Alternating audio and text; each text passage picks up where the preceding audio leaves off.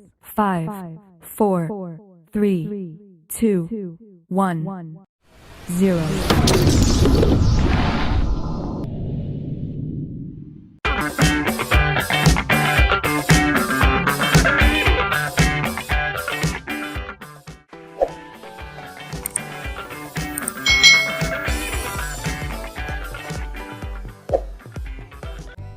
Hai hai hai, selamat datang di channel YouTube Kak Citra.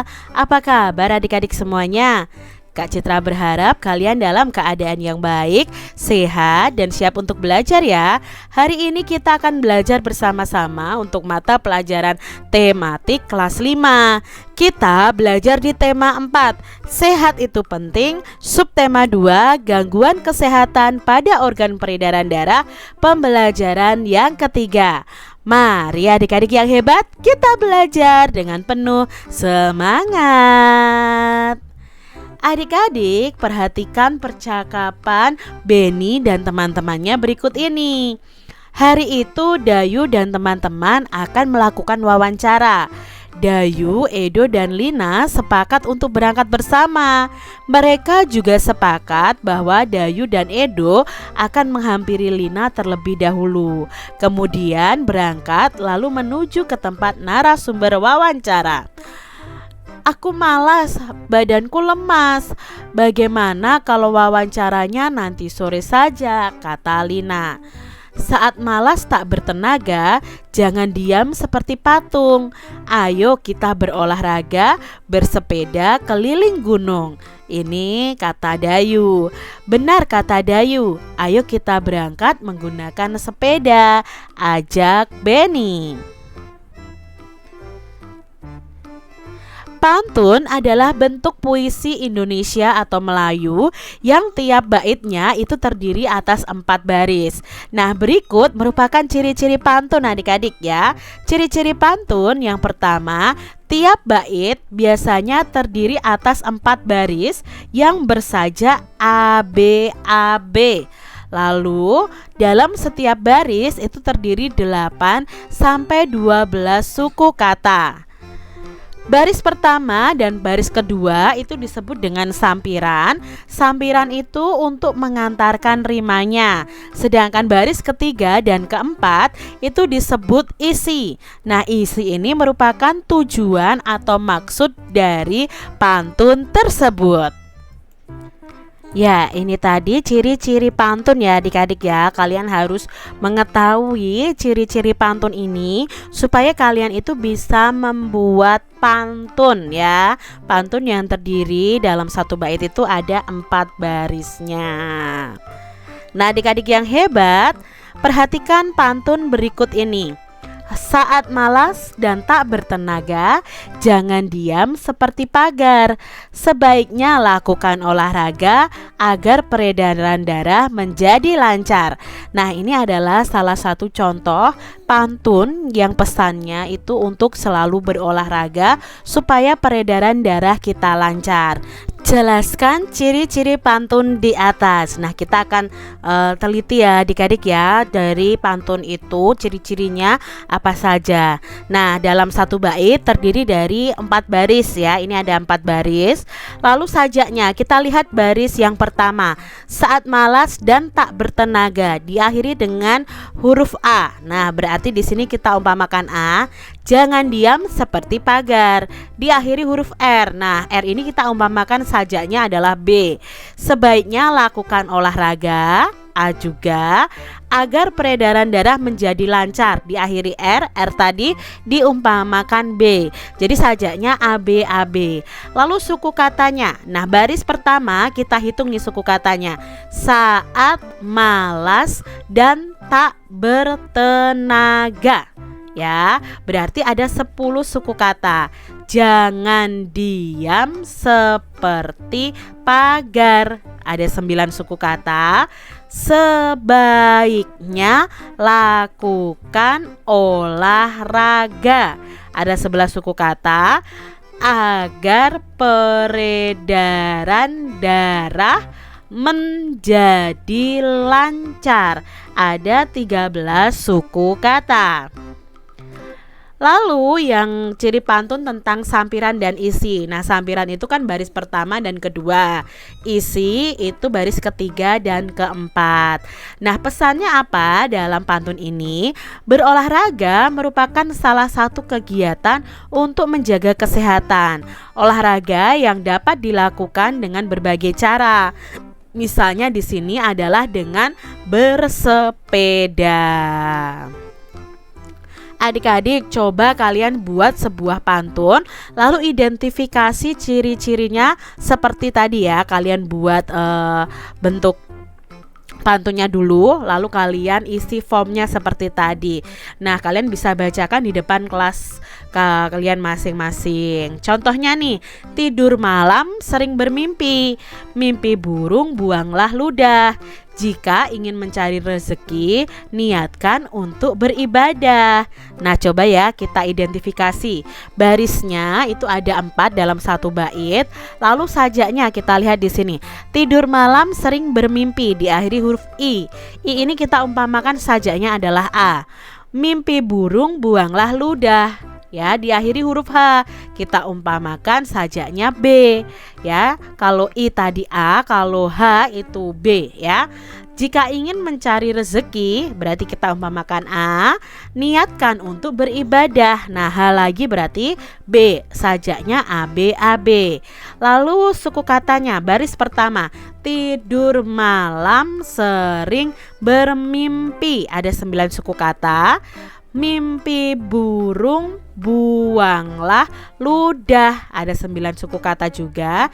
Jika ingin mencari rezeki, ada 10 kata, suku kata.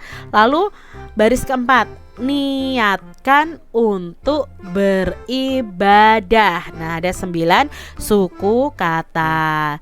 Lalu baris pertama dan kedua itu merupakan sampiran, baris ketiga dan keempat itu merupakan isi. Nah, amanat atau pesannya adalah kegiatan ekonomi seperti bekerja, mencari rezeki itu tidak terlepas dari ibadah kita kepada Tuhan, atau kalau kepada Allah ya, untuk yang beragama Islam. Nah, kekayaan ekonomi haruslah digunakan untuk memenuhi segala kebutuhan hidup supaya meningkatkan pengabdian kita kepada Tuhan yang Maha Esa. Adik-adik, perhatikan gambar berikut. Dayu, Edo, dan Lina berangkat melakukan wawancara menggunakan sepeda. Mereka membutuhkan waktu setengah jam untuk sampai ke tempat wawancara. Dayu, Edo, dan Lina sampai ke rumah narasumber wawancara. Mereka akan mewawancarai Pak Damar. Nah, Pak Damar ini merupakan pengusaha sandal kesehatan. Nah, setelah melakukan wawancara, Dayu, Edo, dan Lina membuat kesimpulan. Nah, berikut adalah hasil wawancara Dayu, Edo, dan Lina. Nah, ini ya wawancara mereka. Pak Damar ini merupakan pengusaha sandal refleksi. Pak Damar itu memproduksi sandal yang dapat digunakan untuk melancarkan peredaran darah. Sandal refleksi buatan Pak Damar itu terbuat dari kayu. Kayu tersebut diperoleh dari daerah sekitar tempat tinggalnya. Pak Damar hanya membeli kayu yang berkualitas. Namun demikian, Pak Damar itu selalu menyarankan kepada pemasok kayu untuk melakukan reboisasi setelah penebangan. Dengan reboisasi, hutan menjadi tidak gundul dan hasil reboisasi beberapa tahun kemudian dapat dimanfaatkan lagi. Nah, diantaranya pohon dapat ditebang. Nah, tenaga kerja di pabrik Pak Damar ini juga berasal dari warga di sekitar tempat tinggalnya. Nah, sebelumnya mereka diberi pelatihan terlebih dahulu oleh Pak Damar. Bahkan kini beberapa tenaga kerja Pak Damar telah membuka usaha sendiri. Pak Damar kemudian menjadikan mereka sebagai mitra kerja untuk memenuhi permintaan pasar yang semakin meningkat. Nah, ini hasil wawancara mereka. Adik-adik, mari kita identifikasi interaksi manusia dan lingkungan pada bacaan di atas.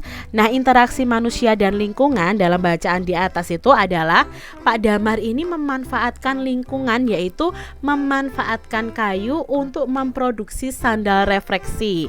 Nah, beliau juga memberdayakan masyarakat sekitar sebagai tenaga kerjanya.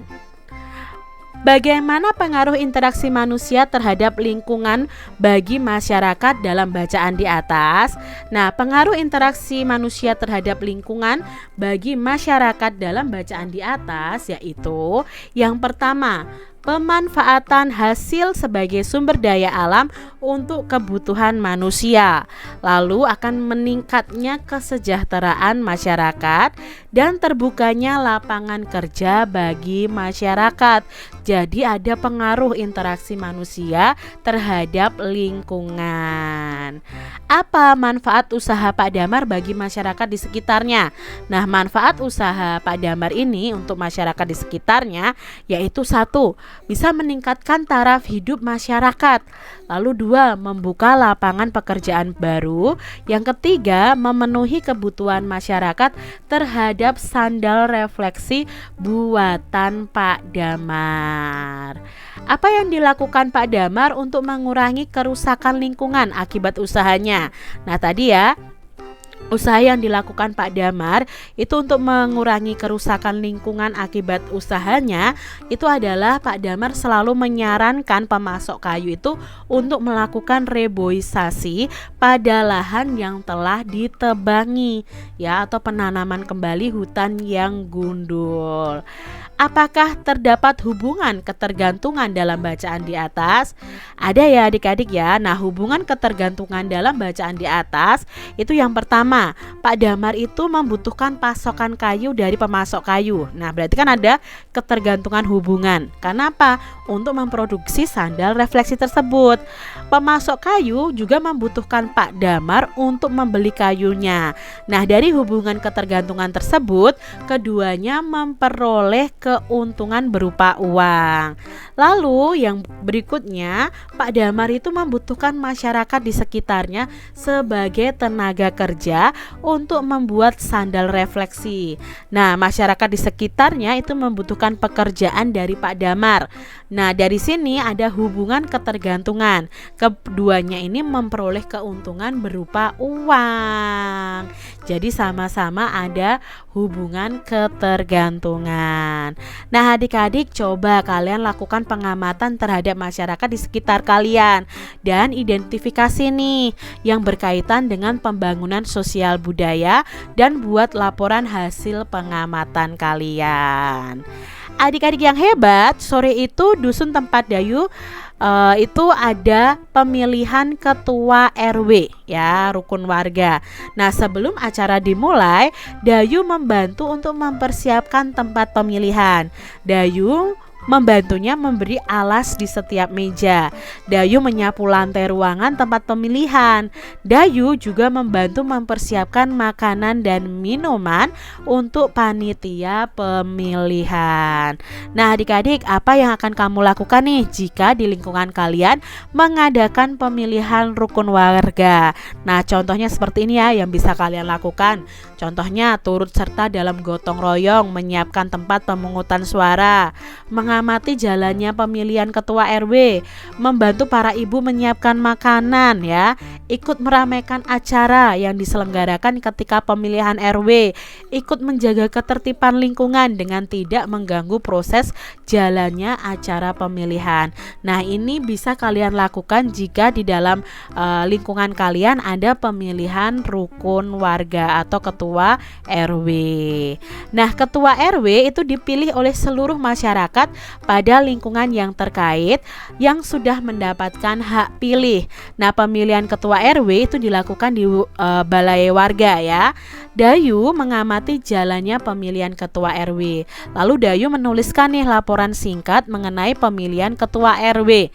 Nah, ini adalah laporan singkatnya ya. Contohnya di sini ya, siapa saja calon ketua RW-nya, ada 3 orang.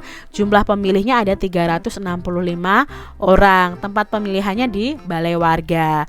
Lalu calon pertama Bapak Hirman mendapatkan 80 pemilih ya, 80 suara. Bapak Yandi mendapatkan 90 suara. Bapak Bakri mendapatkan 195 suara. Nah, dari hasil pemilihan ini maka yang terpilih menjadi ketua RW adalah Bapak Bakri Widodo. Seperti itu. Nah, adik-adik sebagai warga masyarakat, kita itu bertanggung jawab ya untuk mengamati pelaksanaan pengambilan keputusan, baik dalam pemilihan ketua RT, ketua RW maupun kepala desa. Kita itu harus ikut mengamati. Nah, selain itu masyarakat juga dapat mengamati berbagai keputusan yang dikeluarkan oleh ketua RW, ketua RT, dan kepala desa. Nah, pengambilan keputusan bersama ini dapat dilakukan melalui musyawarah untuk mufakat. Namun demikian, apabila tidak mencapai mufakat, bisa dilakukan voting atau pengambilan suara atau pemilihan suara. Itu nama lain dari voting ya. Nah, adik-adik bisa membentuk sebuah kelompok, lalu pilihlah teman yang berdekatan dengan tempat tinggal kalian. Nah, kalian bisa melakukan pengamatan terhadap pengambilan keputusan yang terjadi di tempat tinggal kalian. Dan kalian bisa buat laporan singkatnya seperti yang punya Dayu tadi adik-adik. Nah, bagaimana cara pengambilan keputusan bersama yang biasanya dilakukan dalam masyarakat di Indonesia? Nah, cara pengambilan keputusan bersama yang dilakukan dalam masyarakat di Indonesia itu adalah melalui musyawarah. Musyawarah tersebut itu tujuannya untuk mencapai mufakat. Namun demikian, apabila tidak terjadi mufakat nih atau kesepakatan, maka bisa dilakukan voting atau pemilihan. Ya, nah salah satu contoh voting adalah pada pemilihan umum atau pemilu. Itu adalah dengan cara pemilihan suara atau voting. Apa saja masalah masyarakat yang dapat dipecahkan dengan pengambilan keputusan bersama?